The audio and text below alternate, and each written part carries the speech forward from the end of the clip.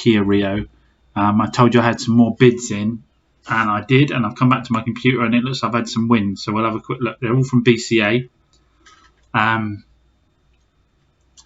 They're all sort of cheapies again, quick turnover cheapies. What we've won is a Fiat Grand Punto 1.4 with 79,000 miles on 2010. I think that had an MOT till November, so I'm going to have to put an MOT on that one. Won it for £500. Hyundai i20 1.2 Classic 3-door, 108,000 miles. That one I think had an MOT through till March next year, so I wasn't planning on MOT in that one. I do have a lady who's super keen on this already. She missed out on the Rio, wanted something around the 2K mark. So the Punto I think we're going to go 1995. This one I think will go 1995. The Punto may well have to be cheaper to sell quickly. The Hyundais don't as a general rule. But yeah, 1995 I think for the i20 1.2. She's super keen, so I'm probably going to drive that one back. I'm going to go up with Adrian.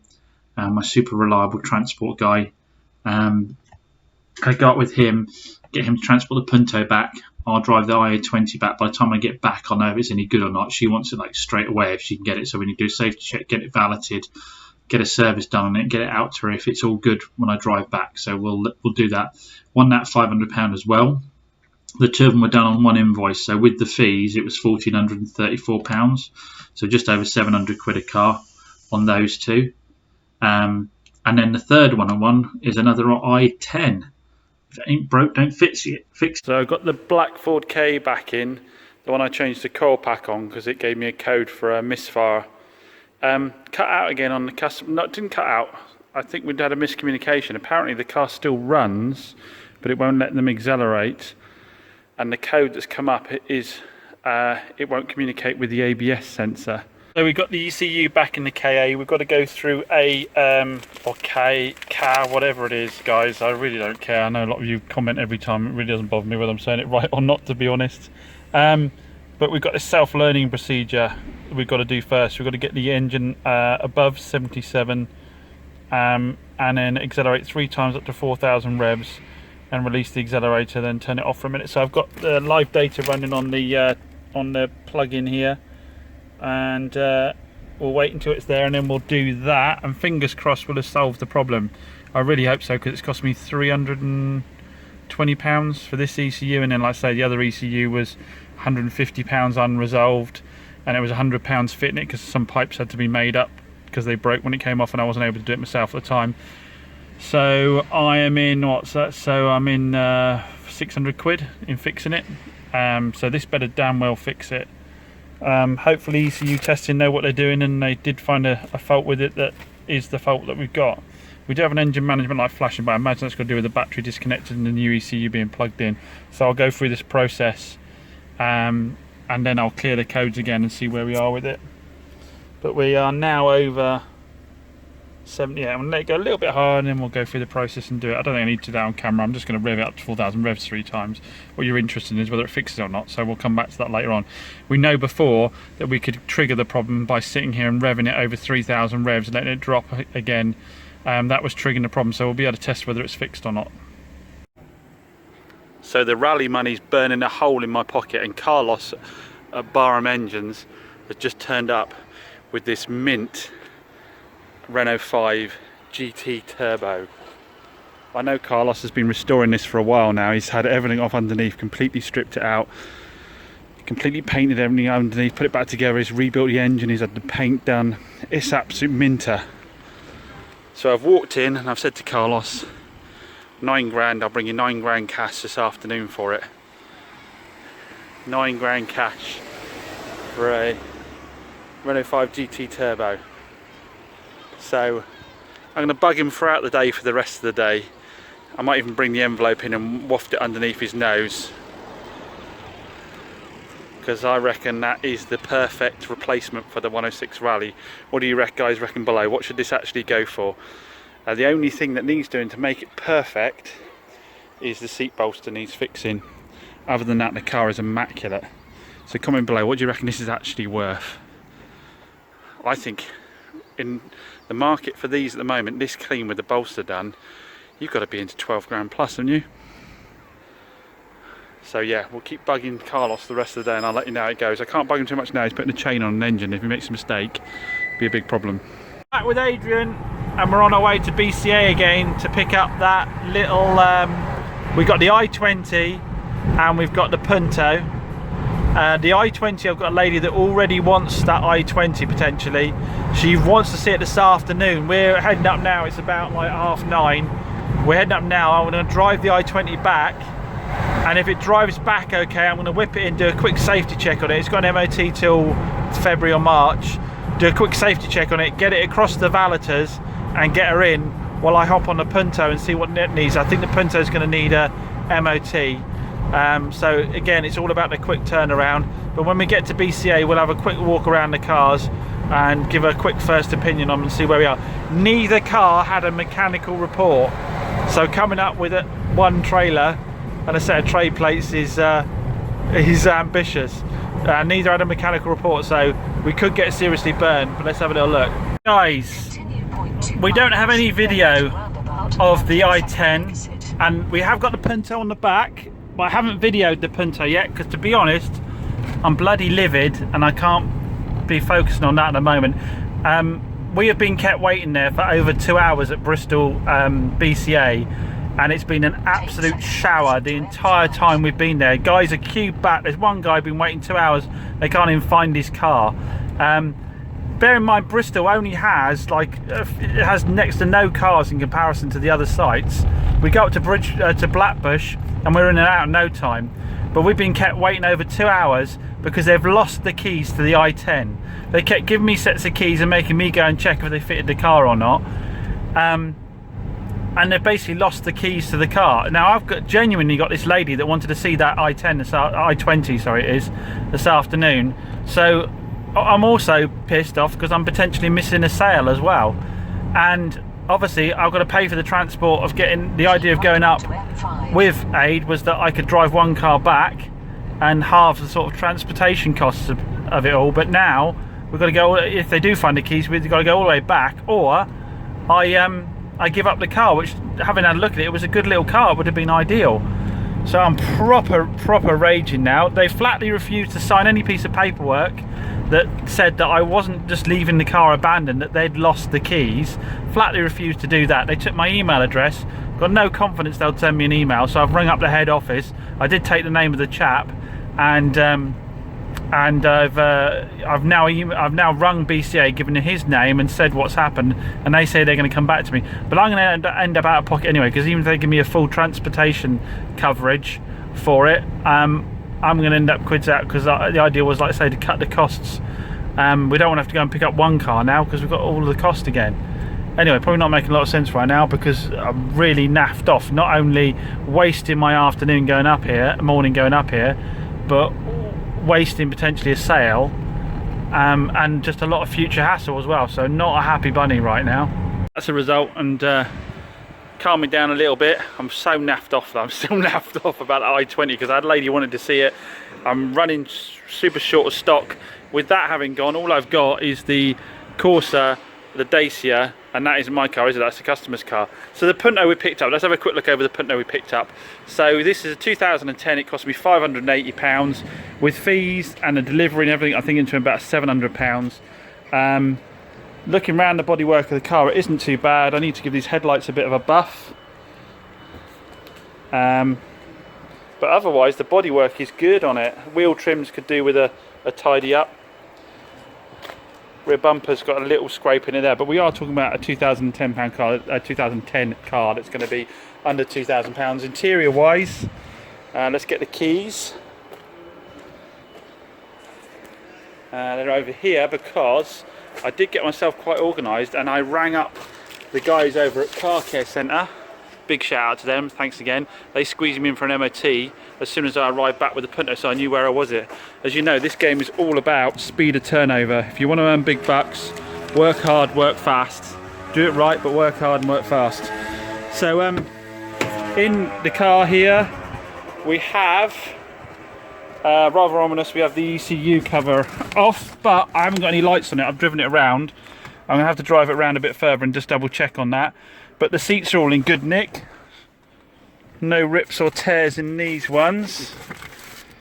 No cigarette burns either by the looks of it. Gear knob's okay. All the buttons seem okay. All the buttons on the steering wheel seem okay. That's all in nice trim. We've got electric front windows. We've got CD player. We don't seem to have an auxiliary input on this one, I don't think. No, not on this one. I forget the mileage.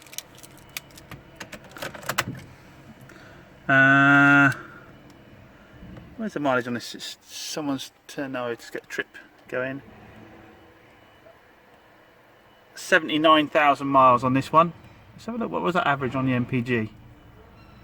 That's not bad, is it? 41 MPG average. Yeah, so this is the 1.4, this one. So the interior is all in good nick. I haven't checked the fluids or anything like that, but I put it straight in for an MOT, as I said, and it's failed. It's failed on body component insecure. Now that's the actual wheel arch liner. All that is the wheel arch liner. Grille displaced. That's the plastic grille at the front is unclipped at the front. And then the rear exhaust silencer skin is separating on loose, which it does on all of these. If any of you guys out there have had these ones, they put an outer skin around the rear box, which always rusts out. I just cut them off. They just make it look untidy. So that's a flipping result, guys, because that's all freebie fixes, isn't it? All freebie fixes. So with the I said I'm about 700 into it. That includes the £50 for the MOT. So I've got to obviously pay VAT, but if I put this up at $14.95 now, after doing the MOT fix, and didn't really do any more to it, because I found, going through the servicing paperwork, I've got loads and loads of paperwork here that had a service November last year, so I don't actually need to service it. Got loads of receipts for it there. So if I literally just get the fresh MOT on it, do a bit of, well, I don't need to do a safety check because I've had the MOT, haven't I? If I just do that to just make sure the fluids are okay, just double check top them up wise, it's game on. We can put it out at a cheap price. Again, put it out at a cheap price, turn it around quick. We'll probably only earn, if we make 700, we're only going to earn about 500 after the VAT man's taken his cut, but we'll only be into it for a very short period of time. So so that could be good news on this front, and it'll make a cheap car for someone. I think the book for it is probably nearer £2,000. So if we said it, like I said with Puntos, the lesson I learned with them is they're not a car particularly people go out their way to look for. They choose them because they're cheap against other things of similar age and miles. So you've got to make them cheap for people to want to grab them. So we'll crack on and get that done. The iGo, I think, is about £800 profit, I think, after the VAT man. I'll double check on that. Something in the region that's £700 or £800 after the VAT man. I haven't actually done a roundup of all the numbers on the latest cars. If you're interested in seeing the numbers, like the detailed numbers, because you know I do spreadsheets for all, just comment down below and I'll do a video where I go through the detailed numbers on it. But because things are moving so fast in this sort of sub 2k category, that was actually 2,900, wasn't it? But because stuff's moving so quick at the moment, and missing out on that i20 is a kick, because now I've got to get on and try and get some more stock in quick so I can really maximise. You want to be, if people are buying cars, you want to be buying cars. Get it moved quick. Interestingly, I put the day shift through We Buy Any Car just to double check.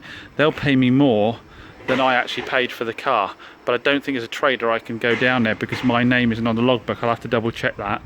No interest in the customers Fiat 500 at 4295, but I did tell them it'd have to be 3995 to shift quickly. So if they put it at 4295, they'd have to wait a while on it. Corsa still does a dodo, 3995, underbook, well underbook, great price on Auto Trader, no interest at all. So I might have to pay for another Auto Trader advert on that because it's just run out, that one actually. So the KA, we've put the new ECU back in it now, and I've done the relearn procedure. I'm going to drive it home and back tonight and double check before I go telling the customer it's all sorted. I'm going to drive it home and back and see how we've got on with that. Hopefully, fingers crossed, that solved the problem, because they're nice customers. I know I've given them a car, so they've not been inconvenienced, but they've been very patient and they've not caused me any grief. That, someone mentioned it's missing from some of the videos. I think it might be missing in the last video. That I've decided to take home and have as a bit of a toy for a bit. Wife's going to drive around in it a bit. It's all registered in her name, and then when we're done and dusted with it, it'll be sold as a private sale from the house, because it will have genuinely been my wife's car, because I don't know, I just don't feel comfortable selling it retail. It's not looking like it's going to sell at a decent profit margin. If I've got a low profit margin and I have problems with it, I'll end up upside down on it, and I don't want to be the kind of dealer that tells people they've got to sort it out themselves. So it'll be done as a fair and square private sale when my wife's had her fun out of it.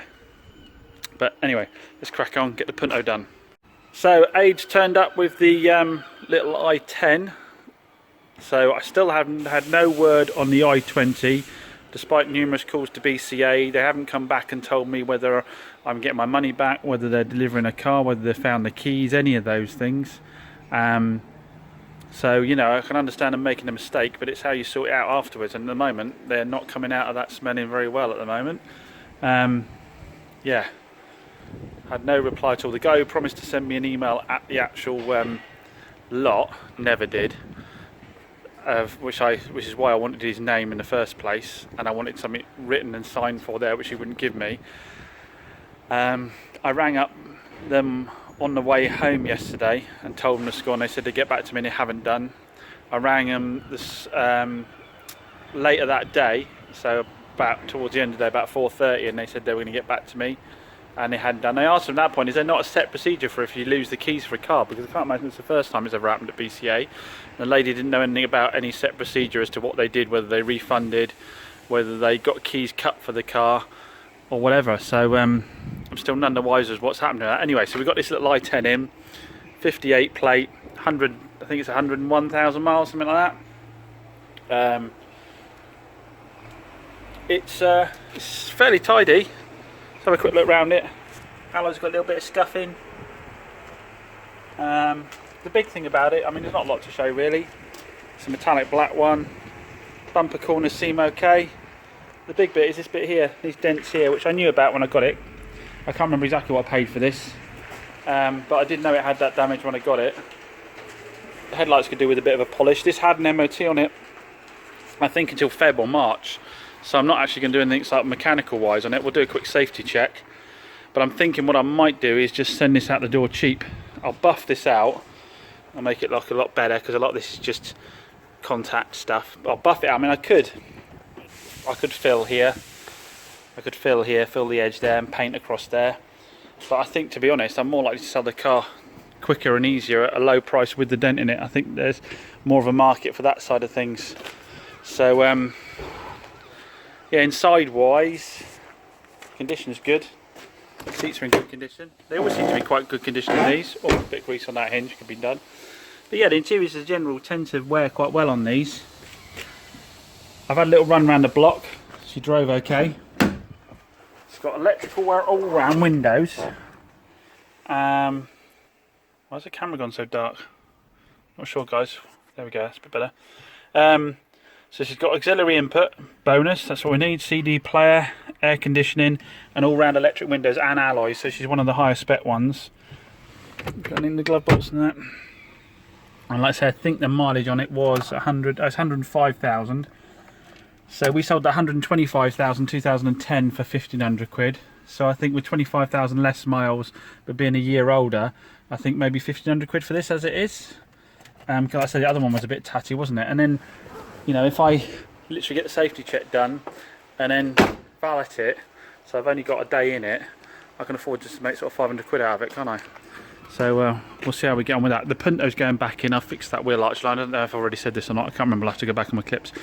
Fixed the wheel arch line already. Fixed the grille that's poking out a bit at the front. And it said that the exhaust silencer cover was loose. I've trimmed that all down. So that's going back in for an MOT this afternoon. Then that can be photographed and up for sale. Again, it's all about speed. I want to get it up. Then I've got to get the iGo in, do a service on the iGo before that goes back in for its final MOT. It's only the bulb now. Still kicking myself for not getting in fast enough not to have to pay for a second MOT. And then, so I've got to get that all done today, hopefully. Well, I'm not going to get it all done today and Saturday. And then, to be honest, I know I said it a couple of times now, but I could do it with a day of rest. I haven't had one yet. I've been flat out. New ECU's in. I drove the car home last night. It drives fine, but it's got its flashing engine management light on it now. Plugged it in, it comes up with boost calibration. No turbo on this car. Someone suggested it might be the MAF sensor, so I've changed the MAF sensor out. No difference. I used Stuart's computer to plug it in and do a relearn of everything on it. This light is still flashing up on the car. I'm none the wiser as to what it is. It's really frustrating. I've called the ECU people to see if they've ever had that before, or if there's a problem with the ECU. And they don't know what's going on. And I've called BCA for the, now what's this, the 4th time now, or 3rd time? And that was about 12 o'clock-ish, I think. No call back from them yet again, all promises. So they've had my money, they've had me drive up to Bristol, they've had me stand around for 3 hours in total, and even after all that, a day later, they still can't be bothered to get back to me. So thanks for that, BCA. Thumbs up to you. Guess who's going to be spending a bit more time shopping at Mannheim? That's why the oil was clean on the i10. We've got an invoice here for 16th of the 6th, 2021 for oil filter, oil flush. Don't see that very often, do you? Oil brake cleaner. I don't know what that's for. Cleaning stuff off, I guess. Brakes. You don't just clean the brakes off, though, do you? They must have been cleaning the engine down or something. Some consumables. Check for fault codes, a little note on some pads there. But that was, yeah, the 16th of the 6th, 2021. And there is another one the year before as well here. Go on to that one. I've got so much paperwork I've got to sort out. Sorry, I'm losing focus. Yeah, 2020. There's another one. I think it's the only history I've got, though. And again, it had a oil flush on there as well. Oil flushes are a good idea if they're done regularly, but if they've never been done, you don't want to do them. You might dislodge stuff you don't want to dislodge. But and there's some brakes here as well that have been fitted. Bleed brakes, fit new parts as below, 2 ball joints, anti-roll bar links. So I don't know if I ring these guys whether there might be a few more. But yeah, that's so I don't actually need to service that one then, so that saves a few quid. Not it would have cost me much, but it saves me a few quid. And look, actually, I forgot that the Punto had its service on 25th of November last year, so that isn't due a service yet either. Carry out full service, brake fluid change. Got quite a lot of history for that one. I forgot that actually. I've got loads of paperwork for that Punto. So yeah, no services to do. So that saves me a few quid. So yeah, hopefully I can get both of those cars advertised at $14.95. Got to double check my numbers, but $14.95 for each one might make nice quick sales. Yeah, I'm done with the Punto yet. It's taken for a decent drive, so I'm going to take that home tonight. I've got my survival kit with me, which is my code reader, my jump pack, big bottle of water, and we'll take it home and back and see how it goes. Now it's had its MOT, we know it's safe. We just need to know it's not going to throw any codes up after a decent drive now. As regards BCA, last thing I've done today, as they can't be bothered to talk to me over 2 days about sorting it out and they've had my money, is the only thing I really need to know to do really, which is send them a letter before action, stating that I want a full refund on the vehicle, I want my transportation costs refunded, and if they don't do that or deliver the car here with a key within 7 working days free of charge, then I will go small claims, claim the monies that I've just stated, the car and the transportation, and then some compensation for the time out doing it. Unfortunately, if people don't take you seriously and don't come back to you, you don't have a lot of options. So you can send a letter before action giving them 7 days to get it done, and then you can put a small claim in. I've outlined obviously all the dates and times that I've rung them up on the matter. I don't like to have to do it. As I said, people make mistakes. If they go out of their way to try and resolve them for you afterwards, brilliant, you can accept it. But if they just completely ignore you, then you don't have any option in the matter. So I'll let you know how I get on with that. I'm hoping that that letter will spark some action out of somebody who's got some common sense within the business and just sorts it out. So guys, it's Monday morning and I've had a call from BCA after my email about a letter before action. The very guy that I spoke to at Bristol BCA at the very beginning when I was at the cabin has rung me up. Apparently customer service was supposed to ring me but didn't, so he's rung me up and he's got an interesting solution to the situation. It is that he has it delivered to Bridgewater, which is closer for me, or he refunds me the sale. But in neither of those scenarios do I get any compensation for going up the other day and coming back without the car. So just to recap on that, I paid Adrian £140 to go to Bristol to pick up 2 cars, on the basis that I sat in the car with him and I drove one back, because I could then split the £140 between the 2 cars, and I would have that cost per sale, so £70 per sale in transportation costs. I went up there, they didn't have the keys to the car, so I came back with 1 car, so it cost me £140 to get the Punto back, because I wasn't splitting it between 2 vehicles. Should have cost me £70.